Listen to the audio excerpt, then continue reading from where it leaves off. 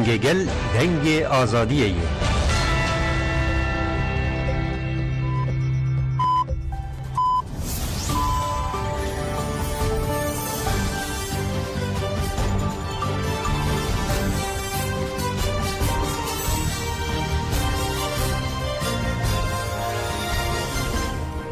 شنوندگان چنل رادیو دنگ گلدن باشگودارین هجای رو 24 ایلون 2024 سه‌شنبه بروکسل ساعت 13 لامد 14 امنوچه نوروز پیشکش بکن پیشی چند سرنوچه لستراسبورگ و مخموره چالاکی اجب آزادی فیزیکی ریبراپو دوام دکه هفسولکا اوهده و حقوقناس میران کاکایی درباره تجدید داقبین Çalakên Gerlade Sêdagirker hatin cezakirin derb li helikoptera Sikrovskî ket. Dewleta Tirk li Amed Mêrdin û İstanbulê avêtin ser malan zimanzan di navde gelek kes bin çavkirin. Çûla hej jinên girtî li dijî cezên darvekirine dest bi girêva birçîbûnê dikin.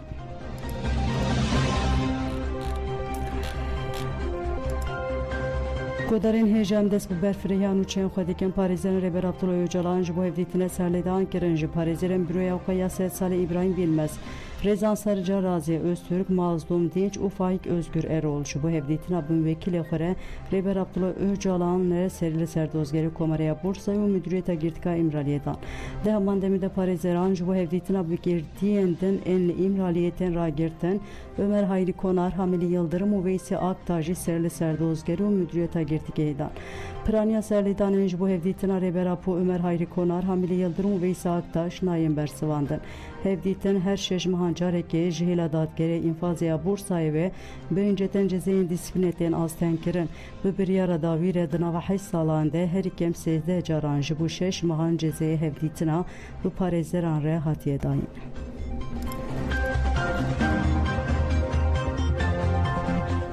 Di çalakê Gerlayan de Sêdagirker hatin cezakirin derb li helikoptera Sikrovskî ket. Navên daragihandin û şepemeniya HPG derbarê çalakên gerîla û êrişên Dewleta Tirk de daxuyaniyek da. Li gorî wê li herêma Şehîd Delîl a Rojavayê Zapê Gerlayan li qadê berxwedaniya Girê Amediyê 21-22 îlonê çalakî kirin. Çalakî biriya çekên giran û nîv otomatik pêk hat û dagirker hatin cezakirin. Gerlayan nehiştin dijmin li qadê bi cih bibe. Li qada berxwedaniya Girê Cûdî jî Gerlayan 22-23 îlonê çalakî li darxistin. Çalakiya 22 îlonê bi çekên giran pêk hat li vû tevgera dijmin sekinandin. 23 îlonê jî dest li helikopterê werdan li helikoptera Sikrovskî derxwar neçarma ji qadê bireve. Li herêma Metînayê Gerlayan 23 îlonê li qada berxwedaniya Şelazê bi şêwazê sekvaniyê çalakî kirin dagirkerek hat ceza kirin. Li herêma Xakurkî Gerlayan ji astarê 22 îlonê li Girê Şehîd Hamîn bi çekên giran çalakî kirin derbarê êrişên Dewleta Tirk bi teqemenên qedexekirî de HPG wiha got. Dewleta Tirk 23 îlonê li herêma Şehîd Delîl a Rojavayê Zapê tünelên şer ên li qada berxwedaniya Girê Cûdî du caran bi teqemenên qedexekirî bombe kir. Her wiha 21, 22, 23 îlonê li herêma Qandîlê qada Girê Roj li herêma Xakurkê qadên berxwedaniyên Kendekola, Lolan, Girê Mesken, Girê Berbizinê, Sinînê li herêma Garê qadên Girê Avtehlê, Cemrobotki, Zengilê, Zevkê, Girêkûn, Deşta Kafya, Derêşê, li herêma Metînayê qadên berxwedaniyê Serê Metîna Beşîlî, li herêma Şehîd Delîl a Rojavayê Zapê qadên berxwedaniyên Girê Cûdî, Girê Bihar 25 caran bi bala firên şer di heman rojê de li herêma Xakurkê qadên berxwedaniyên Girê Şekîv, Şehîd Şerîf û Lolanê li herêma Metînayê qada berxwedaniya Serê Metînayê, li herêma Şehîd Delîl a Rojavayê Zapê qada berxwedaniya Girê Amediyê 19 caran bi helikopterên êrişê hatiye bombabaran kirin.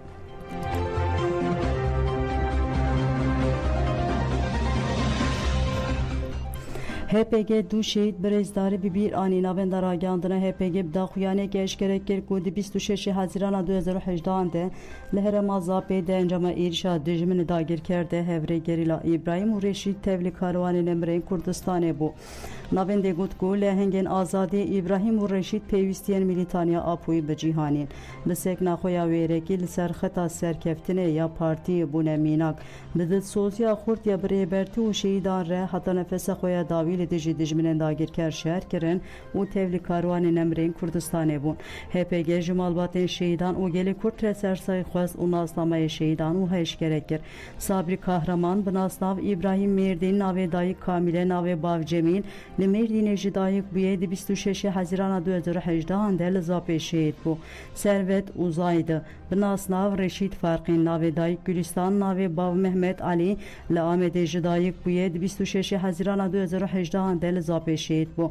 HPG li ser her du şehîdan jî vê nirxandinê dike. Hevrê gerîla İbrahim di nava malbateke welat Parêz de li navçeya Mêrdîn Midyatê jî dayîk bûye û bi nirxên welat Parêziyê mezin bû. Ji ber êrişên dijwariyên dewleta Tirk li gel malbata xwe neçarma koçî metropolan bike. Lê li dijî polîtikên asîmilasyonê têkoşîn kir. Hevrê İbrahim hîna di temeneke piçûk de di gelek qebatên cuda de cih girt û di sala 2014 de tevlî nava refên gerîla bû. Hevrê gerîla İbrahim piştî perwerdeya şervaniyan û li Herêma Zapê dît li hemû qadên berxwedanê têkoşîn kir. Hevrê gerîla İbrahim Mêrdîn meşaxweya azadiyê li metropolan da dest pê kirin û li tikeyên Zagrosan tajdar kir. Bi fedakar û milîtaniya Apoyî li dijî dijmin şer kir. Di 26 Hezîrana 2018 de tevlî karwanên Emrên Kurdistanê bû. Hevrê gerîla Reşî jî li Amedê di nava malbateke welat Parîz de jî dayîk bû û nirxên kurdayîtiyê mezin bû. Hevrê Reşîd ji bo alîkariya debera malbata xwe di gelek karên cuda de kar kir. Hevrê Reşîd di gel ciwanên welat Parîz di nava hin xebatan de cih girt. Di sala 2015 de tevlî nava refên gerîla bû. Hevrê Emer Reşîd li qada Cîlo perwerdeya şervaniya nû dît û li her qada berxwedanê de eniya herî pêş de têkoşîn kir. Hevrê gelê Reşîd bi keseyeta xwe ya pratîk û fedakar hem jî hevriyên xwe re dibû alîkar û hem jî xwe pêşxiz. Weke milîtaneke Apoyî jî perwerdeyê re bû bersiv. Di pratîkê de bû xwedî tecrübe û di sala 2017 de derbasî Herêma Zapê bû. Hevrê gerîla Reşîd Farqîn ku di 28 Hezîrana 2018 de di êrişeke dagirkeriya Tirkiye li ser Herêma Zapê de tevlî karwanên Emrên Kurdistanê bû.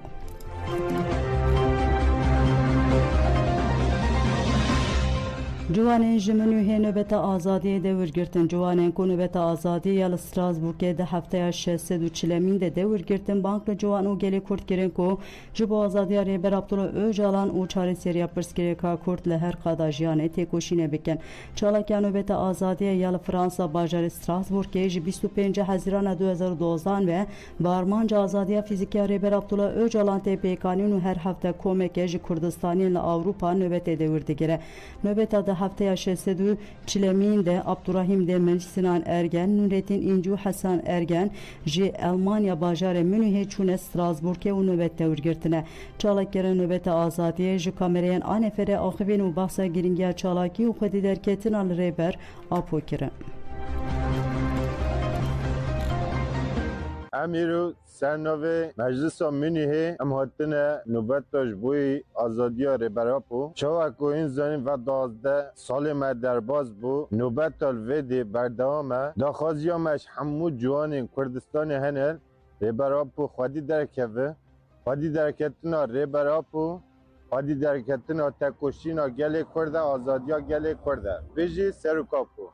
Di serî de rêberê gelan Rêber Apo gerîleya azadiya Kurdistanê û gelê Kurd hemîka em silav dikin. Evîro 12 sala li vê qadê nobetek tê girtin. Ev nobet ji bo fîzîkî azadiya Rêber Apoya û em jî weke ciwanên Kurd ji min şinê hatina vê dê nobeta rêberê xwe bigirin. Heta got fîzîkî azad nebe jî ev nobeta me berdewam ke.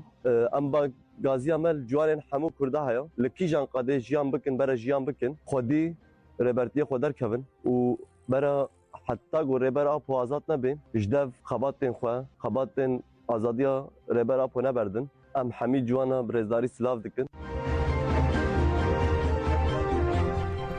Miran Kakayê ji bo biçe İmralı'yê serlêdan kir divê ji bo mafê hêviyê qanûn bên sererast kirin. Endamê Komîlê Hewqnasên ji bo demokrasî û mafê mirovan ya cîhanê ya Awropa LDH'ye Miran Kakayê bi nameyeke Bank li Tirkiye kir ku erkên xwe yên hukûqa navxweyî û navnetê wê bi cih bîne. Kakayê got nêzî 4 salan e tu xeber ji Abdullah Öcalan û sêgirtiyên din yên heman girtîgehê nayê girtin. Bi salan hevdîtina bu parêzerên malbatên wan re astengî têne derxistin.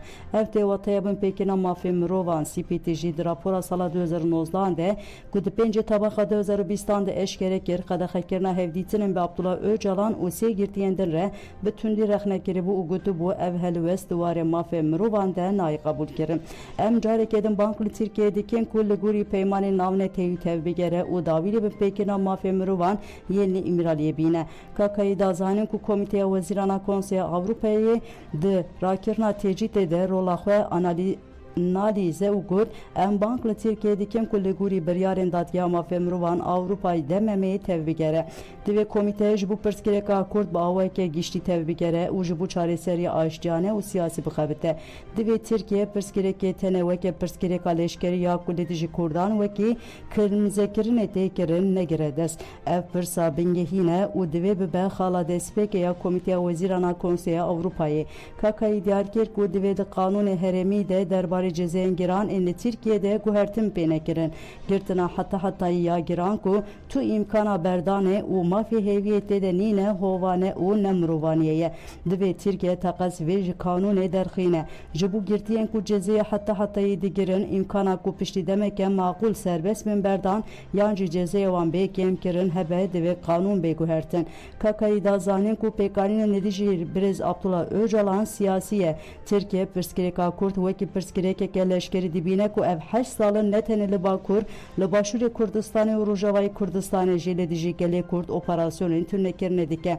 Pêwîst e meseleye Kurd ne bi awayeke leşkerî bi awayeke siyasî bê çareser kirin. Kakayî got ku Abdullah Öcalan ne tenê kesek e di heman demê de rêberê gelê Kurd e.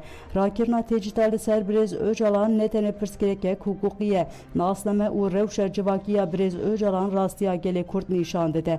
Em ê nameya ku ji wezareta re hatiye şandin bişopînin. Em ê rewşê û daxwazên xwe bişopînin. Em ê tim li ser bin pêkina mafê mirovan ên dewleta Tirk rawastin.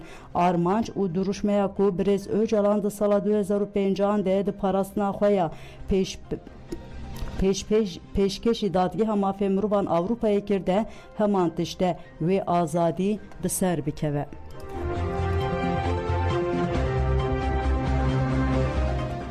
Çalakya nöbetê ya li Maxmûrê bi Komanû dewam dike. Xelkê wergeha Şehîd Rûstem Cûdî Maxmûrê 20 Tirmiha 2023 ji bo azadiya fîzîkî ya rêber Apo û têkbirina pergala qirkîne ya İmraliyê dest bi nöbeta azadiyê kirin.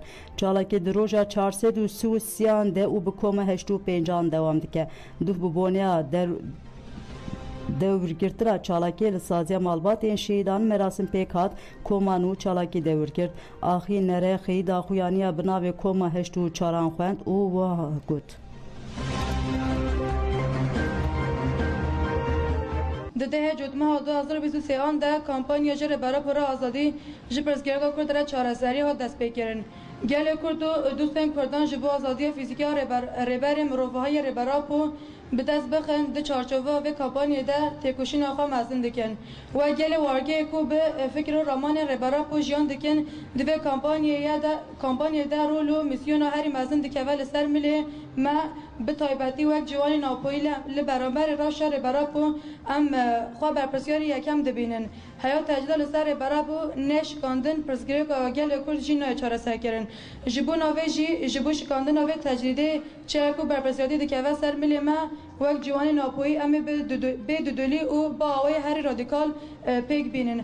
Em bak li jin û ciwan û giştî mirovên azadîxwaz dikin ku dengê xwe bilind bikin û ji tecrîdê re bêjin bes e. Êdî dema azadiya fîzîkî ya rêberapo ye. Bijî rêberapo bê serok jiyana be soza me toveldana. Bêjî serok Apo bê serok jiyan nabe. Bê serok jiyan nabe.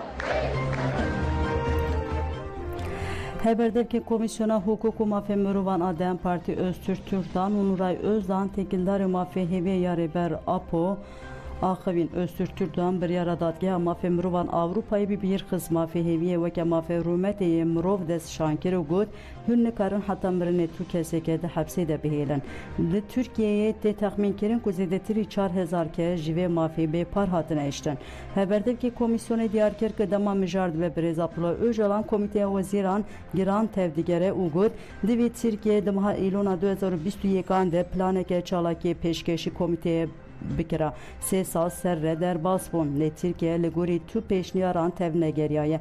Em dixwazin ji vir bankli komîteya bikin peymana mafê mirovan Avrupayê pir vekiriye. Hûn neçarin prosedûra bin pêkirinê li dijî Tirkiye bidin destpêkirin.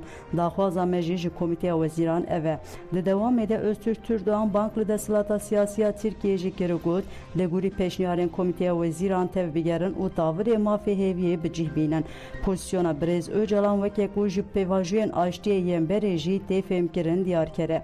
Pêdiviya Tirkiyeyê jî bi aştiyê heye. Riya vê jî li rakirina têcîtê re derbas dibe. Endama Komîsyona Nuray Özdoğan jî diyar kir ku ev daxwaz ne tenê ya partiya wan e û got partiya me daxwaza beşeke gel a berfire ji we re radigihîne ji bo pêvajiyeke demokratîk ev mecbûriyetek e. Divê li dijî vê hemû gelên Tirkiyeyê dengê xwe derxînin.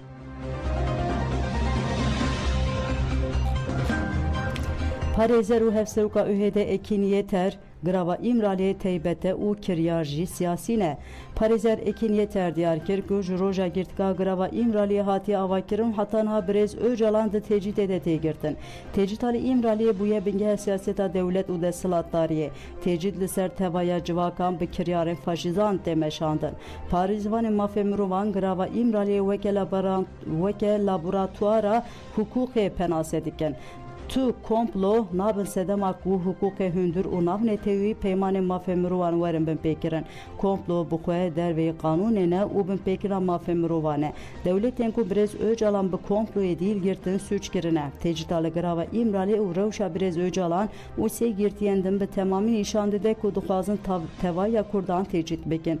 Siyasetmedarên doza mafê civakî dikin li van qadan digirin û ceza dikin. Hukuk nas nakin mafê mirovan û civakan demokrasî û adaletê nas nakin. Ev mekanîzmaya netew dewleta ne û di rengê faşîzmê de dikine pratikê de. Tirkiye destûra bingehên ya xwe biryarên dadgeha mafê mirovan ya Avrupa û peymana mafê mirovan ya Avrupa bin pê dike. Di kesiyeta rêber Abdullah Öcalan de mafê gelê Kurd tune dikin. Parêzer Ekin Yeter got ku çil û çar mehin bi çavayê agahî ji rêber Abdullah Öcalan û sê girtiyên din yeni İmraliyê nayê girtin. Cezayên dîsîplinê ku li dijî rêber Abdullah Öcalan ferz dikin jî ne hukukî ne. Li welatekê eger zakon hukuk û mafê mirovan werin bin pêkirin faşîzma vekirî heye, ji bo wê jî pêdivî bi têkoşîneke mezin heye.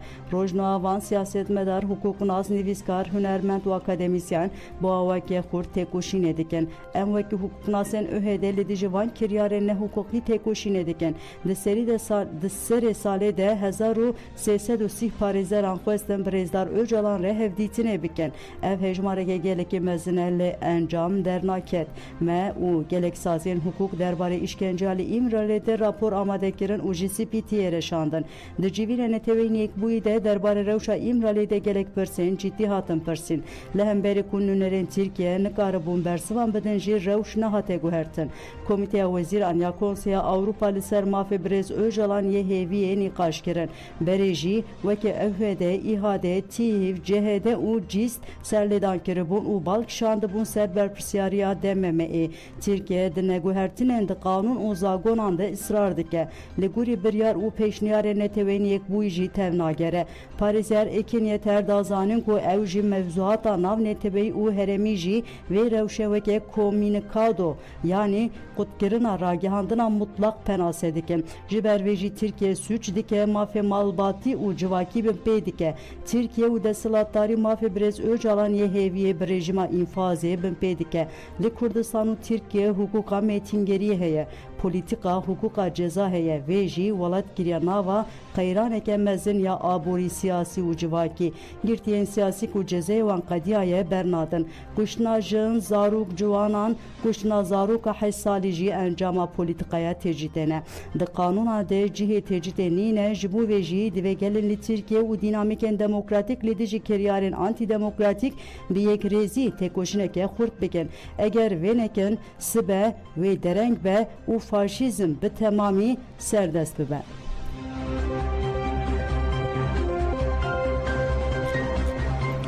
Li Amedê gelek kes hatin bin çavkirin polîsên dewleta Tirk ve Sibehî li Amedê bi ser avaya komeleya lêkolên ziman û çanda Mezopotamiyê met der ku xebatên zimanê Kurdî dimeşîne û avaya payîza Pirtûkê girtin. Her wiha di heman kêliyê de polîsan avêtin ser malên gelek xebatkarên Medterê jî. Operasyon ji aliyê serdozgeriya Komereya Amedê ve tê birêvebirin hat zanîn ku polîsan deriye avahiya Medterê ya li semta Gazîlerê şikandiye û ketine hundir. Polîsên Tirk Pirtûkên dersên Kurdî, kovar û hard diskên kompûterên saziyê desteser kirine. Hat zanîn ku tîkeliya lêgerînê de tû parêzer li wir nebûye. Piştî lêgerînê kilîda deriyê Medterê hat guhertin û müfteyê jî dane keyayê taxê. Di çarçoveyê pirsînê de derbarê gelek kesan de biryara binçavkirinê heye. Biryara ve şartîne peniyê li ser dosyayê heye û biryara 24 saatan a qedexeya hevdîtina parêzeran a binçavkiriyan re jî hatiye dayîn. Hat ragihandin ku lêpirsîn li ser gilîkirina ango îfadeyên îtirafkar Ümit Akbıyık ku heta îro derbarê bi sedan kes de îfade daye û şahidiyek veşariyê din hatiye destpêkirin. Hat zanîn ku lêpirsîn ji sala 2022 ve hatiye destpêkirin. Navên xebatkar û perwerdekarên Medterê yên hatine binçavkirin û heta na hatine zanîn wiha ne. Hevsevkên Medterê Mehmet Remzî Azîzoğlu û Şükran Yakut, Rıfat Roni, Dilan Güvenç, Nazan Çelik, Cihan Güneyli, İlyas Gün, Beritan Gurbet Orak, Mine Karakaş, Ramazan Holat, Hebun Yağmur, Ayhan Karatekin, Berivan Duman, Mehmet Salih Ongun, Rabia Karayıl, Rezan Aktulum Harant, Belkıs Süleymanoğlu Bitkin, Fatma İginin herwa polisan li Pirtûkxaneya Payîz a li semta ofîsa Amedê jî gelek Pirtûkan desteserkirin lêgerîna li Pirtûkxaneyê berdewam dike. Di çarçoya lêpirsînê de rêvebera jin art huner a li İzmirê xebatên çand û hunerê dide meşandin. Belkıza Süleymanoğlu jî li malê xwe hate binçavkirin. Hat zanîn ku Bitkin birine müdüriyeta polîsana İzmirê. Hevsevka Partiya Herêmên Demokratîk a Amedê Sultan Yaray nerazîbûn nîşanê binçavkirinan da û wiha dibêje. Bê saetê sibê zû de girtine ser Medderê hemû wan jî dibînin bişhev derxistine gelek tişbê dirê jî birine bilgisayar vala kirine harddiskayê wan gişte ve birine em van û mamosteyê me ziman çalakerê ziman hemî kesek ku ziman parastine bê saetê sibê de birine niha kirine binçava em vana şermezar dikin. Bir rastî jî ev êrişê ser ziman ev neyartiya wan êdin hatiye asta herî jor em dibêjin ki ون نيارتيا كردار تخاصي بكون كرد أقاس أبي سري بلم بكون سرينا توينن زمان ما أوجد زانن كهبونا ما لو ما جهري زيادة إيشي فصر زمان بيكتينن وما مستين كسم كدعوة زمان دكنج دقرم من جعبا فراستي جد بيست ساعة وتم ما بش كردار نهشتي حتى يرو والروجة كيجي نهشتي ود هرميتي تو دري دجي وزمان كردي قبول نكري قوا كرد بدفتن خو سازيا بدكن وزمان خودي درد كبنجي دبن هدف إيريشي وون eriştikin. Bira dünya hamu dünya bandi menena 20 salide bibinin ku naha ve bistan belki bir penci zedetir çarakerin zaman dibin caban dene em dibêjin ki bir rastici ev ne ertiya nay kabul kirin û Kurd ew devj zimanê xwe bernedin. Belgodarên janetên li Amedê li İstanbul û Mêrdînê jî herîkem neh kes hatine binçavkirin polîsên Tirk ve sibehî jî li navçeya İstanbulê bi sergelek malan de girtin. Endamên Kongreya Demokratîk a gelan HDK, Dem Partiye, Partiya Herêmên Demokratîk DPP û Komelê Alîkarî û piştevaniyê bi malbatên girtî û hukûmxwaran Rêya Marmareyê Ma Tuhay derjî di nav de 6 kes di serdegirtinen malan de hatine binçavkirin. Navên kesên hatine binçavkirin wiha ne. Heberdevka Herêma Yekemîn a Dem Partiyê Dilber Demir, Rêveberê Dem Partiyê Yusuf Meniye, Rêveberê Dem Partiyê Navçeya Arnavutköyê Hayrettin Erikli, Rêveberê DPP Mustafa Kızılkaya, Xebatkarê HDK Şamil Altan, Rêveberê Ma Tuhay derê Kalo Bazut Makın kesen hatine binçavkirin birine müdüriyete polisana İstanbul'e hatzanin ku biryara sinurdarkirine ango ve şari li ser dosyayê heye. Li navçeya Qosereya Mêrdînê jî polisan bi sergelek malan de girtin. Hatzanin ku rêveberên HDP'ya Berê, Necla Kaya, Abdulxani Feritoğulları û Yasemin Demirkaya jî di nav de gelek kes hatine binçavkirin hat diyarkirin ku binçavkiriyan birine fermandariya cendirmeyan abajîr.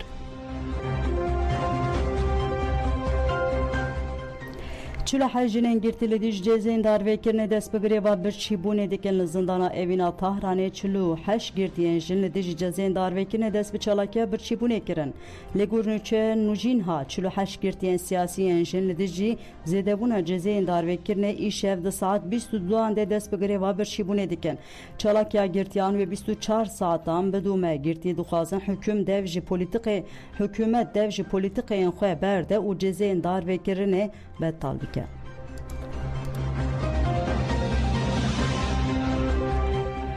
Bombardmana İsrailê ya li ser Lübnanê dewam dike nêzî 500 kes jiyana xwe ji dest dane. Artêşa İsrailê daxuyanek da û got di şeva duşemê de artêşê li dehan hedefên Hizbullahê yên li gelek hereman li başûrê Lübnanê xistiye. Hat ragihandin ku duşemê nava rojê jî li 1600 hedefan hatiye xistin. Bilançoya van êrîşan hîn nehatiye eşkerek kirin. Hizbullahê jî ragihand ku nîvê şevê 6 caran êrîş bir ser çeperên İsrailê yên li Afula û Megiddoyê ku bi dehan kilometre dûrê sînorê Lübnanê ne. Hamasê şeva duşemê daxuyanek da û diyar kir ku di êrişên li ser başûr û Bekayê de yek ji fermandarên qadê yên li Lübnanê hatiye kuştin.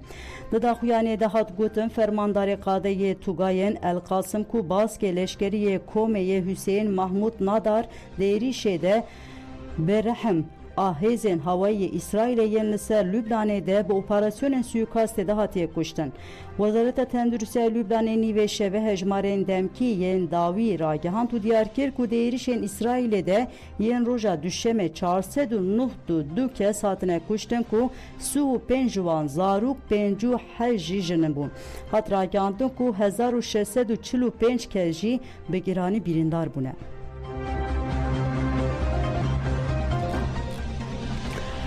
Şêhbuhurkên hunerî yên li Şehbayê bi dawiyê bûn. Şêhbuhurka dawîn li gundê Babînîsê ya Şehbayê bi beşdariya bi dehan şêniyên gund û gundên derdorê li dar ket.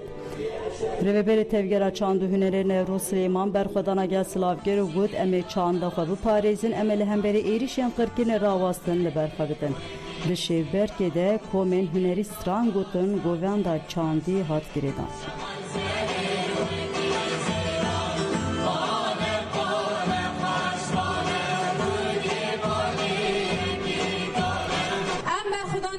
Belêgudarên hêja me nûçeyê nîr û pêşkêş kirin ji bo guhdarkirina we spas ana xatirê we dem baş.